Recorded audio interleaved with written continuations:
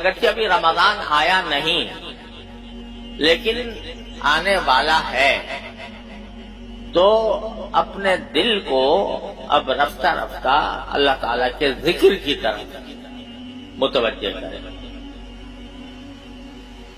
اللہ تعالیٰ کے ذکر کی طرف۔ ذکر جو ہے وہ ایک تو وہ کلمات ہیں جو عام طور سے ذکر سمجھے جاتے ہیں، سبحان اللہ، الحمدللہ، لا الہ الا اللہ، اللہ اکبر، لا حول ولا قوت الا باللہ العلی العظیم۔ اور ویسے ہر وہ کلمہ، ہر وہ بات جو اللہ تبارک و تعالیٰ کی رضا کے لیے کی جا رہی ہو وہ بھی ذکر میں داخل ہے۔ اسی لیے بزرگوں نے فرمایا کل مطیع للہ فہو ذاکر، جو بھی شخص اللہ کی اطاعت میں کوئی کام کر رہا ہو، چاہے تجارت ہی کیوں نہ ہو، لیکن اس لیے سے کر رہا ہے کہ اللہ تبارک و تعالیٰ کی اطاعت کے ساتھ کروں گا، کسی کو دھوکہ نہیں دوں گا، کسی کے ساتھ بدمعاملگی نہیں کروں گا، خوش اخلاقی کا اختیار کروں گا، اللہ کو راضی کرنے کے لیے، تو اب جو تجارت کر رہا ہے بندہ وہ بھی ذاکر ہے۔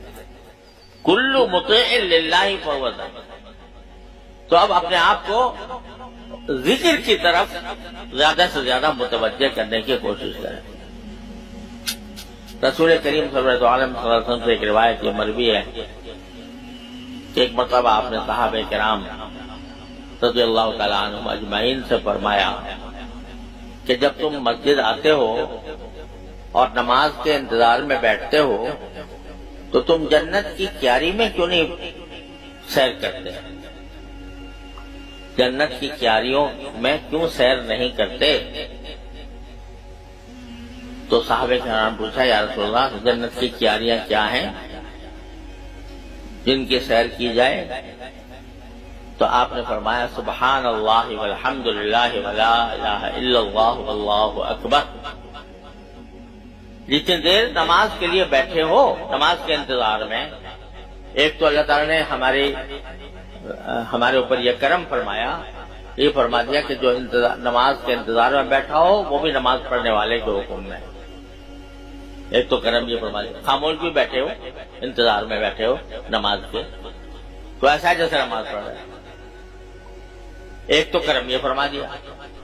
دوسرے نبی کریم صلی اللہ علیہ وسلم فرمایا کہ جتنی دیر انتظار میں بیٹھے ہو تو اتنے دیر یہ ذکر کرتے رہا کرو سبحان اللہ والحمد للہ ولا الہ الا اللہ واللہ اکبر۔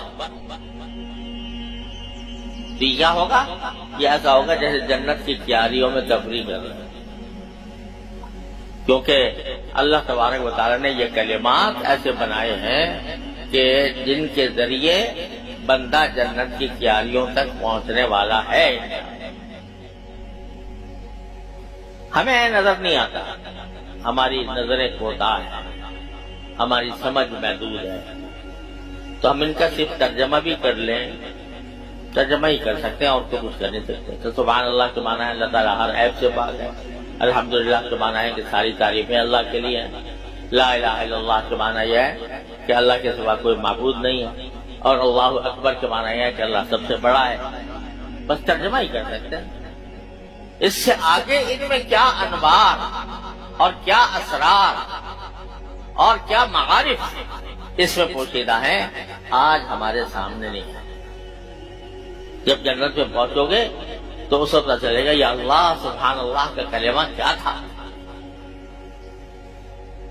وہ جنت کا ایک باغ تھا، جنت کا ایک باغ تھا جو سبحان اللہ ہم کہتے تھے، الحمدللہ کہتے تھے، وہ کیا تھا وہاں جا کے پتہ لگا۔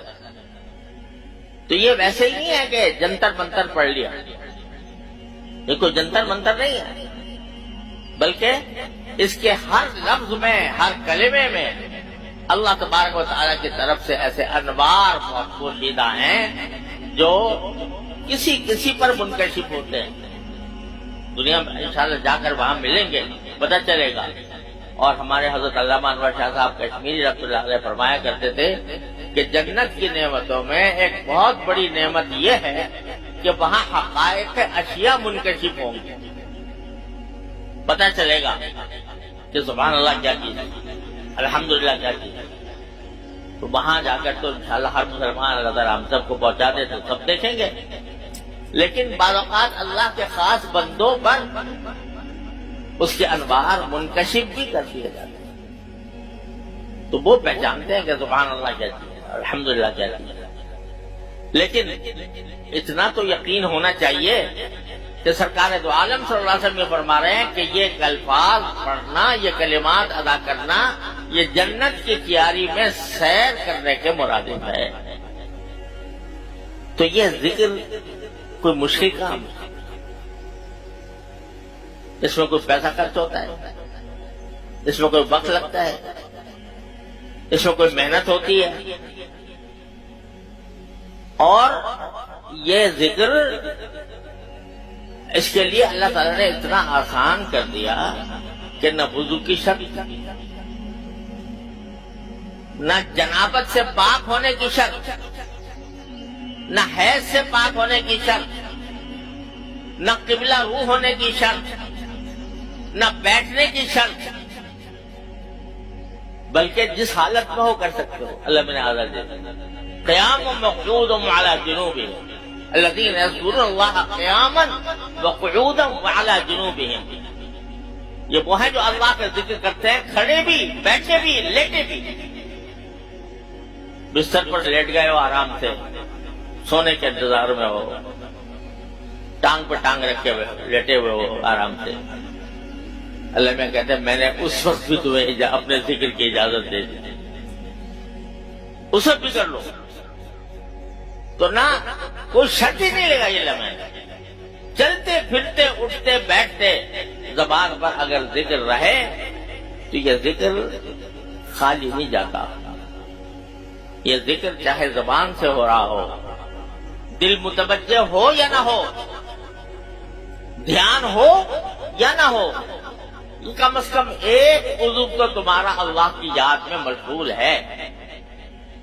اور اس کی برکت سے اللہ تبارک و تعالیٰ کیا بعید ہے کہ تم سراپا ذکر بن جاؤ. تو اس وجہ سے یہ کام تو ابھی سے شروع کر دیں رمضان کی تیاری کے لیے کہ ذکر کثرت سے ہو، اٹھتے بیٹھتے چلتے پھرتے. اور ذکر میں یہ دعا بھی شامل ہے اللہ رمضان آنے والا ہے، ہمیں اس رمضان کے صحیح حقوق ادا کرنے کی توفیق عطا فرمائے.